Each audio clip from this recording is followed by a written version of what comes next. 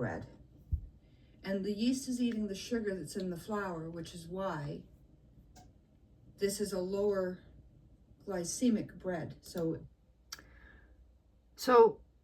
day 8, I am going to attempt to explain where yeast comes from without babbling and making a 15-minute video. So here's my introduction. I'm putting the video together now. Hopefully you'll see this in about half an hour. I fed it at 7 this morning. It's now 10. These videos take time. See you in a minute. Good morning.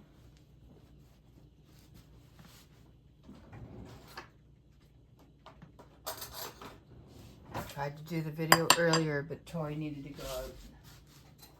So this is take 2. And that's okay. It's always the same thing. We're going to feed the starter.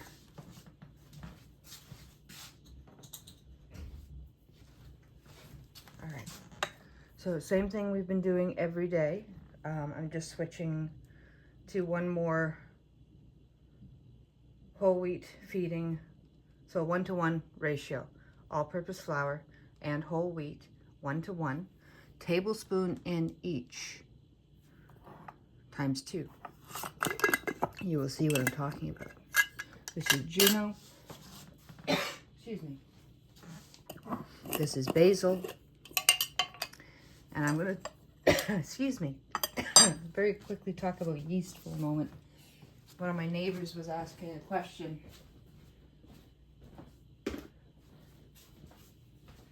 Yeast. When do I add the yeast, he asked. Well, the yeast is already in here. It forms because it has been dormant within the flour, and when you add water to the flour, you wake it up. And then as the yeast eats, it starts to create bubbles because it's an organic thing, and it begins to replicate.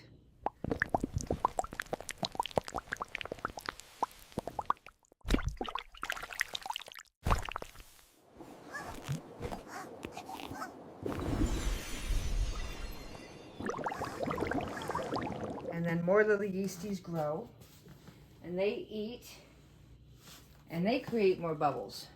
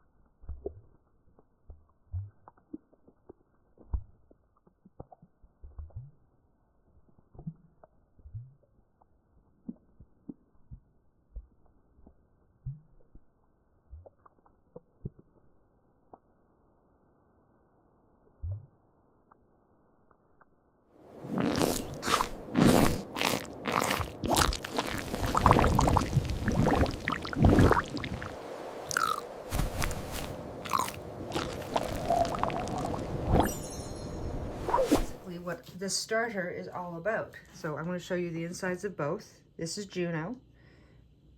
Day 8 is from day 7. The camera. We have lots of little bubbles. Some of the bubbles are getting bigger, but they're not big enough yet that I would trust this with a full bake. By day 12, I even suspect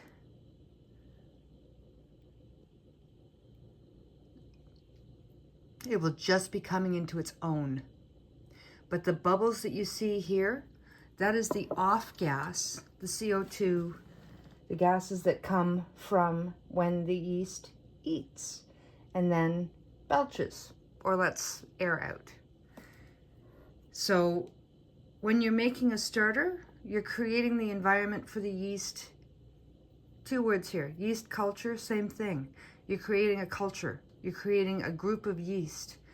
You're creating an environment for the yeast to grow and to thrive. That's why distilled water, not chlorine, so you don't kill off the good yeasts. The flour that you feed it, the more that you feed it, doesn't necessarily mean that it's good for the yeast, because if they overeat, it takes longer for them to digest. This is the short form of what I'm thinking. Feed it good food, you'll get good bubbles. Feed it too much food, it takes time for the yeast to digest and make the bubbles. If you don't give it enough food, well, it won't make bubbles because it doesn't have enough to make bubbles with. I think that makes sense. But the yeast, short form, is already in the flour. We are simply waking it up. So Basil and Juno each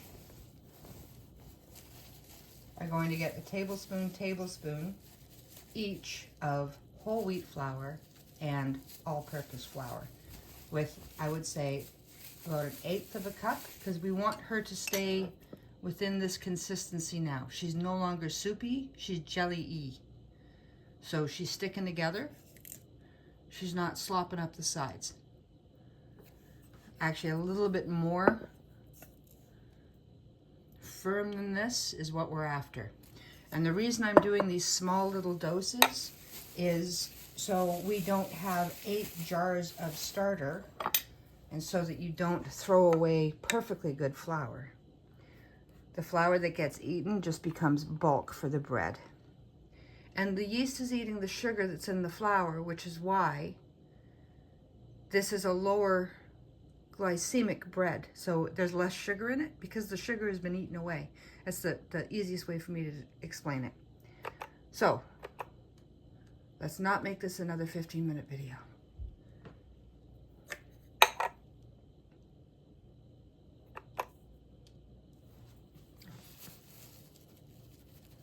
Heaping teaspoon for Juno works out to 12 grams. Dumping that right in. That's for the whole wheat flour. Whole wheat flour for Basil, heaping. Tori's making a nest. That said it was 1 gram, so I'm just going to say this is 13 grams for Basil. Whole wheat.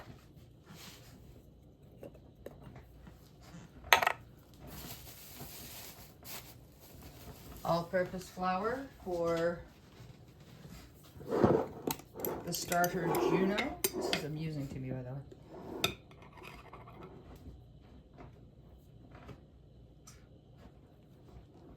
$14 grams.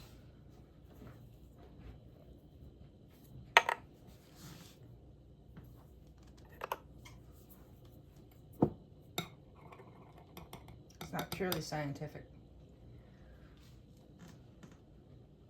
All-purpose flour for Basil, 14 grams. There we go. We're going to mix this in.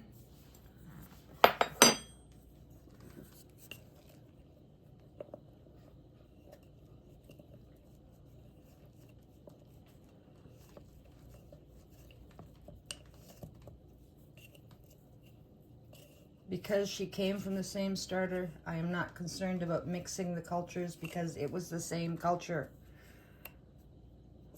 Mix the cultures. Get them to talk to one another.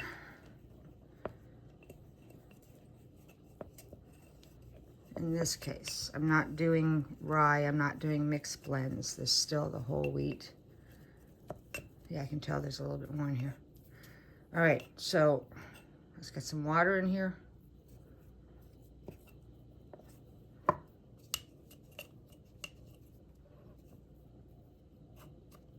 There we go. In terms of the smell, it smells like yeast and it's getting stronger. So this is our day 8.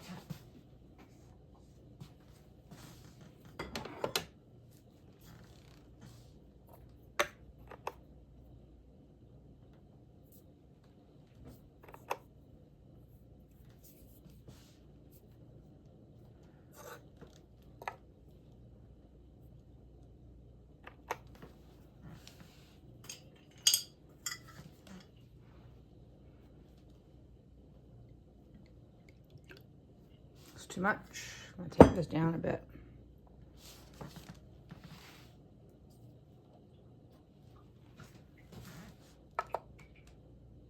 $17 grams of sweet. All right, let's go for it. That's about 1/8 of a cup.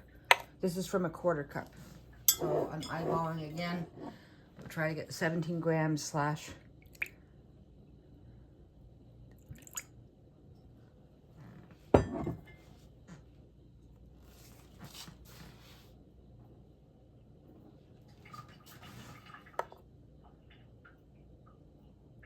$18 grams.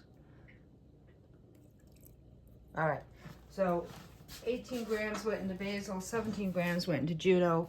The nice part of this experiment too now is it still shows you that as long as you have flour mixed with water, you will have a starter as long as you give it time to grow, you give it the conditions to grow, and you feed it regularly. So you're encouraging more yeast to wake up too. So this is a fermentation, which is causing the waking up of the yeast, and more will develop. I should do a script, and I will do a video of how this works. I'm thinking I have the ability to do basic animation, but it would take so much. I can do some animated characters and create a little mini video to show you how yeast works. It'll be basic, it'll be rough, and it won't be today because I have to finish off a project.